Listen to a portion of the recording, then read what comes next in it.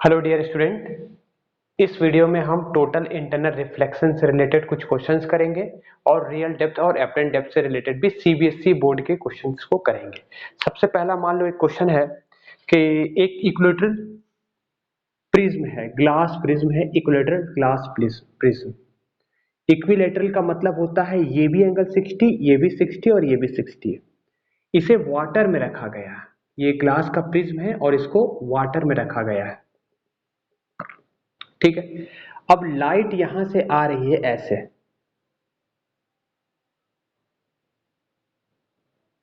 Light कुछ इस तरह से आ रही है, तो ये इंसिडेंट रे हो गया। ठीक, वाटर का रिफ्रैक्टिव इंडेक्स कितना होता है? देखो ऐसे है ना, मतलब 1.33 that is 4/3। This is the refractive index of water, that is 4/3। ठीक, एंड ग्लास का रिफ्रैक्टिव इंडेक्स होता है, यहां पर ग्लास है तो ग्लास का रिफ्रैक्टिव इंडेक्स कितना होता है? ये होता है ग्लास GLASS 1.5 होता है। ठीक है, 1.5 यानी 3/2 दिया गया है क्वेश्चन में। ठीक है, और ये प्रिज्म को पानी के अंदर रखा गया है। क्वेश्चन ये है कि ये जो लाइट जो अंदर आ रही है, क्या ये लाइट इंटरनली रिफ्लेक्ट करेगी या रिफ्रैक्ट करेगी? क्या ये लाइट सफर करेगी टोटल इंटरनल रिफ्लेक्शन, या लाइट डायरेक्टली रिफ्रैक्ट करेगी, मतलब एक मीडियम से दूसरे मीडियम में ट्रेवल करेगी या इंटरनली रिफ्लेक्ट करेगी? तो कैसे बनाएंगे इस क्वेश्चन को, देखते हैं। अगर आप बना सकते हो तो आप ट्राई करो। चलो मैं बताता हूं। देखो यहां पर एंगल ऑफ इंसिडेंस कितना है, देखो इस फेस पे, मतलब कौन से फेस से बोला जा रहा है, जैसे ये ए बी सी तीन फेस है। क्वेश्चन ये है कि एसी फेस से TIR होगा या नहीं होगा, एसी फेस से टोटल इंटरनल रिफ्लेक्शन होगा कि नहीं होगा, ये हमको बताना है। तो TIR होने के लिए क्या है कंडीशन? टोटल इंटरनल रिफ्लेक्शन होने के लिए कंडीशन क्या थी, बताओ क्या कंडीशन था? पहला कंडीशन था कि एंगल ऑफ इंसिडेंस जो होगी must be greater than critical angle होगी, और दूसरा होना चाहिए कि लाइट हमेशा डेंसर से रेयर में ट्रेवल करनी चाहिए। ठीक है, तो इस फेस की बात करें तो ये डेंसर है और ये रेयर है, क्योंकि वाटर है, वाटर के रिफ्रैक्टिव इंडेक्स 1.33 और यहाँ पर देखो 1.5 है, मतलब ये ग्लास ज्यादा मतलब ज्यादा रिफ्रैक्टिव इंडेक्स है, तो इसकी ये डेंसर हो गया और ये रेयर हो गया। तो पहला कंडीशन, अगर लाइट इस साइड से बाहर निकलेगी तो डेंसर से रेयर तो ट्रेवल करने वाली कंडीशन को सेटिस्फाई कर दिया है। इसको हमको चेक करना पड़ेगा। तो सबसे पहले एंगल ऑफ इंसिडेंस निकालते हैं और फिर एंगल ऑफ क्रिटिकल एंगल निकालेंगे और फिर दोनों को कंपेयर करेंगे। तो आप बताओ मुझे कैसे निकालते हैं? आईसी निकालने का तरीका क्या है, क्रिटिकल एंगल निकालने का तरीका है ना, sine IC is equal to 1/म्यू, और म्यू किसका लेंगे? अच्छा, sine I by sine are is equal to क्या होता था? चलो पहले तो हम एंगल ऑफ इंसिडेंस निकालते हैं, फिर हम क्रिटिकल एंगल निकालेंगे। ठीक है, तो एंगल ऑफ इंसिडेंस निकालने का तरीका क्या है, बताओ कैसे निकालेंगे? बस ज्योमेट्री से थोड़ा सा देखो, यहां से लाइट सीधे आ रही है। ठीक है, अब लाइट क्या होगी, इस साइड से, यहां से लाइट देखो सीधे आ रही है इस तरह से, तो लाइट यहां से नॉर्मल के साथ कितना एंगल बन रहा है लाइट का, देखो ये नॉर्मल भी ऐसा ही होगा, परपेंडिकुलर लाइट आ रही है इस फेस से, ए बी फेस से, तो एंगल ऑफ इंसिडेंस जीरो, तो एंगल ऑफ रिफ्रैक्शन भी जीरो हो जाएगा। मीन्स लाइट सीधे आ जाएगी, ऐसे सीधे ट्रेवल करेगी, इस साइड आएगी ऐसे। ठीक है, तो आप इसको ड्रॉ कर लो, ये इस तरह से सीधा स्ट्रेट लाइन। ठीक है, अब इस पॉइंट पे बताओ नॉर्मल कैसा होगा, मतलब इस फेस पे परपेंडिकुलर कैसा होगा, ये होगा नॉर्मल, है ना, ये नॉर्मल हो गया इसका। इस फेस पे, कौन से फेस की बात हो रही है? एसी फेस पे। ठीक है, अच्छा ये एंगल तुम्हारा 90 है, ये 60 है, तो ये कितना होगा? 90 प्लस 60 प्लस एक्स मान लो इसको, तो 90 plus 60 plus x is equal to, एक ट्रायंगल का सम कितना होता है? 180 डिग्री। कौन सी ट्रायंगल की बात कर रहा हूं? ये और ये। समझ में आया? अब देखो तो एक्स कितना निकला, एक्स निकलेगा तुम्हारा 150 और यहां पर 180 है, तो एक्स निकला 30 डिग्री। अब बताओ ये तुम्हारा 30 डिग्री है, ठीक है, ये नॉर्मल है, तो तुम जानते हो ये इसके बीच का एंगल कितना होगा, ये वाली पार्ट को, ये और ये इसके बीच का एंगल कितना, ये पूरा तो 90 डिग्री है, 30 तो ऑलरेडी इसने कवर कर लिया ना, ये वाली एंगल तो 30 हो गई, तो ये वाली एंगल होगी 60 डिग्री। तो यही इंसिडेंट रे हो गई इस फेस के लिए, एसी फेस के लिए, तो ये एंगल कितना बना रही है 60 डिग्री। तो आपने क्या निकाला, एंगल ऑफ इंसिडेंस कितना है 60 डिग्री। अब लाइट यहां से यहां जाएगी या लाइट यहां से अंदर से रिफ्लेक्ट करेगी वो हमको चेक करना है। तो उसके लिए हम क्या फॉर्मूला यूज करेंगे, स्नेल्स लॉ क्या था, sine i upon sine are is equal to n2 by n1, यही था refractive index of second medium by first medium. किसको फर्स्ट बोलेंगे और किसको सेकंड बोलेंगे, जहां से लाइट जा रही है उसको फर्स्ट बोलेंगे, जिसमें लाइट जा रही है उसे सेकंड बोलेंगे। बिल्कुल याद रखना, जहां से लाइट जा रही है उसको फर्स्ट बोलेंगे, जहां जाना चाहती है उसको सेकंड कहेंगे। तो यहाँ पर एंगल साइन आई है, यहाँ की समझ गए ना, यहाँ की एंगल को क्या बोलेंगे साइन आई, और यहाँ के एंगल को क्या बोलेंगे साइन, मतलब यहाँ एंगल ऑफ रिफ्रैक्शन होगा। ठीक है, तो आप एक चीज देखो यहाँ पर, अगर हम क्रिटिकल एंगल इसका निकालना चाहते हो तो for I is equal to I C अगर पुट करेंगे, अगर I is equal to I C put करेंगे तो एंगल ऑफ रिफ्रैक्शन कितना हो जाएगा 90 डिग्री, क्योंकि क्रिटिकल एंगल वो एंगल होता है जिसमें एंगल ऑफ रिफ्रैक्शन कितना होता है 90 डिग्री। ऑलरेडी मैंने आपको स्टार्टिंग में ये बता रखा है ना, वो उसका भी लिंक इस वीडियो के डिस्क्रिप्शन में मिल जाएगा, पूरा चैप्टर का ही मिल जाएगा आपको। ठीक है, तो एंगल ऑफ रिफ्रैक्शन इस वैल्यू को इसमें पुट करेंगे तो हमको क्या मिलेगा, sine i c upon sine 90, और साइन 90 की वैल्यू 1 होती है, this is equal to refractive index of second medium.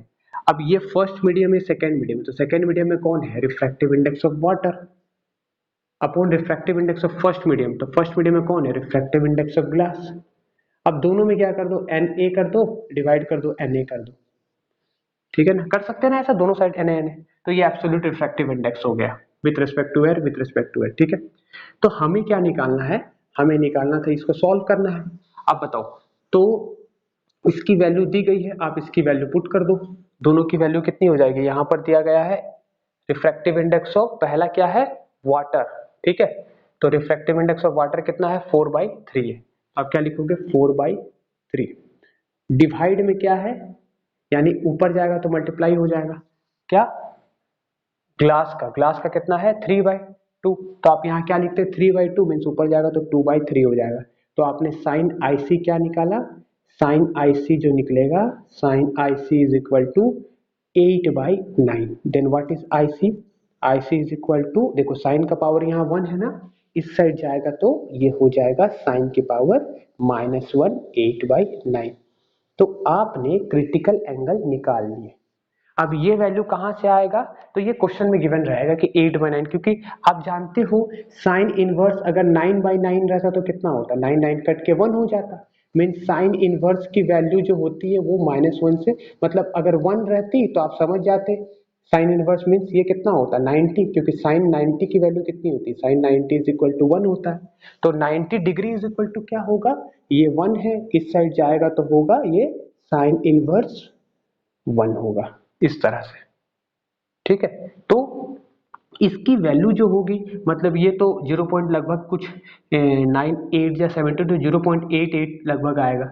ठीक है, तो इसकी वैल्यू में कुछ होगी, तो वो जो वैल्यू होगी उसको आपको चेक करना होगा, उससे आईसी जो निकलेगा अप्रोक्सीमेटली 61.0 कुछ डिग्री, मान लो 1 डिग्री मिल जाएगा आपको, ऐसा आईसी कैसे मिलेगा, जब आप आईसी की वैल्यू को पुट करोगे ना यहाँ पर, जब आप आईसी की वैल्यू को यहाँ पुट कर दोगे, मतलब सॉरी 8/9 की वैल्यू पुट कर दोगे, ये क्वेश्चन में गिवन रहता है ये पूरी value, that is sine inverse of, इसको मैं ऐसा भी तो लिख सकते थे, साइन इनवर्स 9 8 या 72 मीन्स 0.88, इसकी वैल्यू कितनी होती है, इसकी वैल्यू होती है लगभग 61.2 डिग्री, है ना।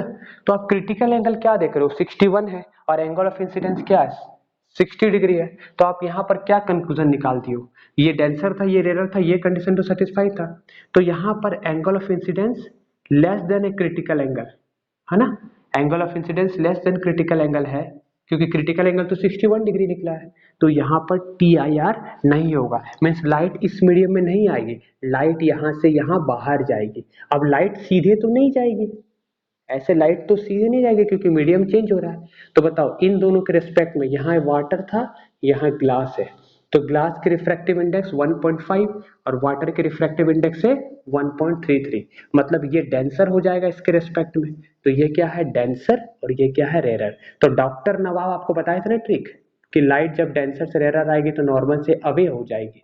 मीन्स लाइट सीधे नहीं आकर के लाइट क्या हो जाएगी, नॉर्मल से अवे।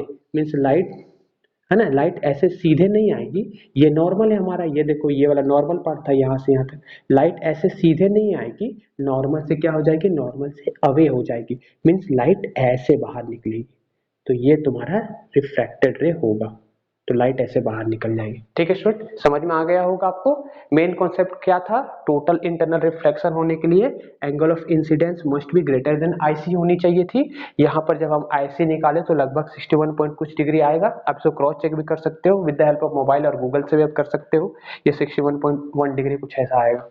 ठीक है, और एंगल ऑफ इंसिडेंस कैसे निकाले, बाय ज्योमेट्री। यहाँ पर एंगल ऑफ इंसिडेंस और एंगल ऑफ रिफ्लेक्शन जीरो, मतलब दोनों 0 डिग्री है, तो एंगल ऑफ इंसिडेंस 0 है तो एंगल ऑफ रिफ्लेक्शन भी 0 होगा, लाइट सीधे आएगी बाय ज्योमेट्री। ये तुम्हारा कितना होगा, 60 था क्योंकि इक्विलेटरल ट्रायंगल है। ये 90, 60 प्लस 90 150, तो ये कितना होगा 30।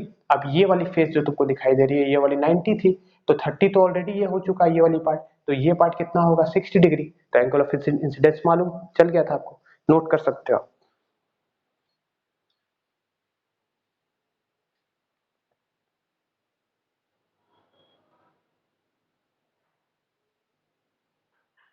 नेक्स्ट क्वेश्चन है टीआईआर से रिलेटेड ही है। ये आपका 2017 में क्वेश्चन आया हुआ है। ठीक है, ये 2017 में आया हुआ, कंपार्टमेंटल में आया हुआ सीबीएसई बोर्ड में। क्वेश्चन क्या कहता है कि क्वेश्चन ऐसा है, एक कंटेनर है, उसके अंदर एक लिक्विड भरा हुआ है। क्या भरा हुआ है, लिक्विड है, पता नहीं क्या लिक्विड है, उसकी रिफ्रैक्टिव इंडेक्स भी मालूम नहीं है। ठीक है, ये लिक्विड भरा हुआ है इसके अंदर, और लाइट यहां से ऐसे जा रहा है, इंसिडेंट हो रहा है, तो ये एंगल क्या होगा, एंगल ऑफ इंसिडेंस। ठीक, और ये एंगल दिया क्रिटिकल एंगल। ठीक है, और लाइट यहाँ पर कैसे निकल रहा है, क्वेश्चन में गिवन है ये वाला पार्ट कि लाइट ऐसे निकल रहा है। मीन्स क्रिटिकल एंगल जब होगा तो एंगल ये नॉर्मल था, जब भी क्रिटिकल एंगल होता है मतलब ये भी कितना हो जाएगा, जेड बन रहा था, देखो जेड जहां बने मतलब वो एंगल सेम है। ये वाटर का कंटेनर है, इसके अंदर पूरा पानी भरा हुआ है कि नहीं। तो ये आईसी है, तो ये भी क्या हो जाएगा, यहाँ ये वाली एंगल ये भी हो जाएगी आईसी। ठीक है, क्वेश्चन क्या बोल रहा है अच्छा तुमको तो ये मालूम ही है कि जब ये आईसी होगा मतलब ये भी आईसी होगा, और ये आईसी है तो एंगल ऑफ रिफ्रैक्शन कितना होता है 90 डिग्री, ये आपको मालूम है। क्वेश्चन ये बोल रहा है कि लाइट यहाँ से यहाँ, यहाँ कहीं एक लाइट का सोर्स होगा, यहाँ से लाइट ऐसे करके बाहर जा रही है, ये रिफ्रैक्ट हो रही है और क्रिटिकल एंगल पे पड़ रही है। क्वेश्चन ये है कि find the speed of light inside what liquid, मतलब ये लिक्विड है और ये एयर है, तो आपको क्या निकालना है, speed of light in, speed of light in liquid, liquid के अंदर स्पीड कितना होगा हमें वो निकालना है। ठीक है स्टूडेंट, कैसा निकालेंगे, बहुत इजी है। देखो आप स्नेल्स लॉ लगाओ इस मीडियम में, इन दोनों मीडियम में क्या होता है, पहली बात कि यहाँ अच्छा रिफ्रैक्टिव इंडेक्स भी नहीं दिया गया, और यहाँ से यहाँ तक की डिस्टेंस दी गई है, ये 30 है और ये 40 सेंटीमीटर है, समझ गए। मतलब ये डिस्टेंस तुम्हारा 30 सेंटीमीटर है और ये 40 सेंटीमीटर है। तो आप देखो राइट एंगल ट्रायंगल, अगर ये साइन थीटा अगर आप इसको अच्छे से बनाओगे ऐसे, तो ये क्या बना, ये ऐसे करके ट्रायंगल बना इस साइड वाली। ये एंगल क्या थी आईसी, यहाँ से यहाँ 30 है, और ये पार्ट क्या है, ये वाला 40 है, तो आप यहाँ क्या लिखोगे 40। ठीक है स्टूडेंट, अब बताओ ये कितना निकलेगा, आप निकाल लो इसको, तो root under 30 square plus 40 square, इसको सॉल्व करना हो तो ये लगभग निकलेगा, लगभग क्या 50 सेंटीमीटर निकलेगा, सभी सेंटीमीटर में। ठीक है, तो साइन आईसी का फॉर्म वैल्यू क्या निकलेगा, साइन आईसी, साइन का फॉर्मूला क्या होता है, sine theta is equal to perpendicular upon hypotenuse, means 30/50 मिला, तो ये कट गया। मीन्स क्रिटिकल एंगल कितना मिला, critical angle equal to sine inverse, या साइन आईसी की जगह में आप क्या लिख सकते हो, sine IC is equal to 3/5। अब इस मीडियम और इस मीडियम में आप स्नेल्स लॉ लगा दो, जहां से लाइट जा रही है उसको फर्स्ट मीडियम कहते हैं, और जिसमें लाइट जाती है उसको सेकेंड मीडियम कहते हैं। तो इन दोनों में आप स्नेल्स लॉ लगाओगे तो क्या होता है, स्नेल्स लॉ बताओ, स्नेल्स लॉ का फॉर्मूला क्या है, sine i upon sine r, है ना, इज इक्वल टू n2/n1। ठीक है, यही स्नेल्स लॉ का फॉर्मूला है। तो ये आई हो गया, सॉरी ये फर्स्ट मीडियम में लाइट यहाँ से इसमें सेकंड वाले में जा रही है, तो ये एंगल क्या हो जाएगा आईसी। जब भी आप आई इज इक्वल टू आईसी अगर लिखोगे, उस समय आपको आर की वैल्यू कितनी पुट करनी है, 90 पुट करनी है, ये बात बिल्कुल याद रखना। आई की जगह में अगर आप आईसी पुट करोगे तो R की जगह में 90 पुट करना पड़ेगा। अब जहां से लाइट जा रही है उसको फर्स्ट मीडियम, जहां लाइट जाएगी उसको सेकंड मीडियम। सेकंड मीडियम में कौन है? एयर है। एयर की रिफ्रैक्टिव इंडेक्स याद रखना, एयर की रिफ्रैक्टिव इंडेक्स 1 होती है। और एयर में लाइट की स्पीड क्या होती है?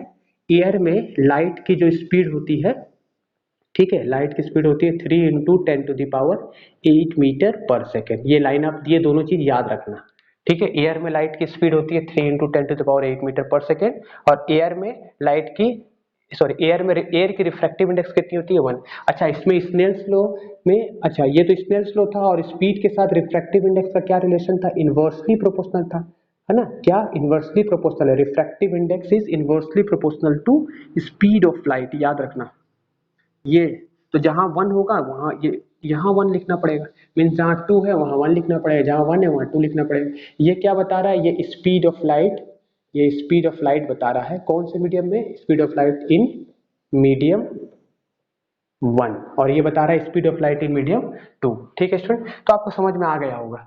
अच्छा, हम इसके जगह में क्या पुट कर देंगे? क्योंकि हमको तो रिफ्रैक्टिव इंडेक्स मालूम है नहीं, तो हम ये वाला वैल्यू तो नहीं पुट करेंगे। चलो एयर की मालूम, इस लिक्विड की थोड़ी मालूम कि लिक्विड है कौन सा, तो हम रिफ्रैक्टिव इंडेक्स पुट करें।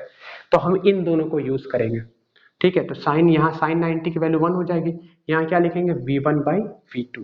ठीक है, अब बताओ, यहाँ पर साइन आईसी की जगह में क्या लिख दोगे आप? साइन आईसी की जगह में 3/5 लिखना, साइन 90 का वैल्यू 1 होता है। This is equal to V1/V2। ठीक है, अब V1 क्या है? Speed of light in medium 1।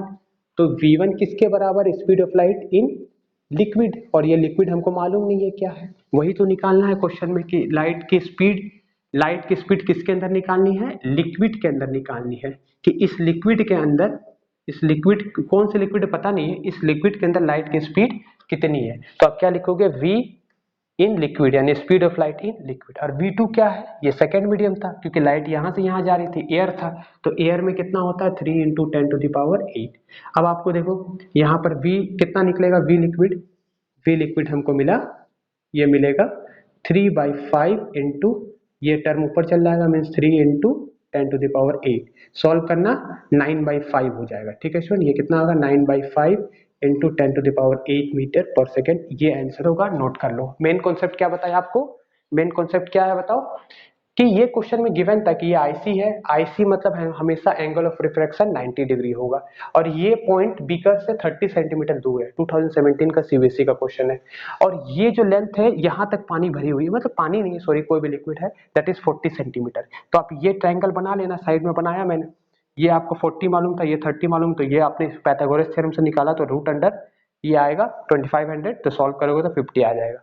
तो आपने साइन की वैल्यू क्या पढ़ा था? परपेंडिकुलर, यानी थीटा के अपोजिट हमेशा परपेंडिकुलर होता है, और ये वाली हाइपोटेनियस, तो परपेंडिकुलर बाय हाइपोटेनियस, हाइपोटेनियस है 50, सॉल्व किए, साइन आईसी निकल गया। अब हमको रिफ्रैक्टिव इंडेक्स तो मालूम है नहीं दोनों का, लेकिन हम स्पीड के साथ रिलेशन जानते हैं कि sine I by sine are is equal to N2/N1, this is Snell's law. And refractive index और स्पीड ऑफ लाइट का इनवर्सली प्रोपोर्शनल होता है, तो आप N2 जहां लिखा हुआ 1 लिख लेना, ऐसे करके सॉल्व कर देना। 1 में लाइट की स्पीड कितनी होती है? एयर में लाइट की स्पीड होती है 3 इंटू 10⁸, और एयर में रिफ्रैक्टिव इंडेक्स 1 होती है। चलो नोट कर लो।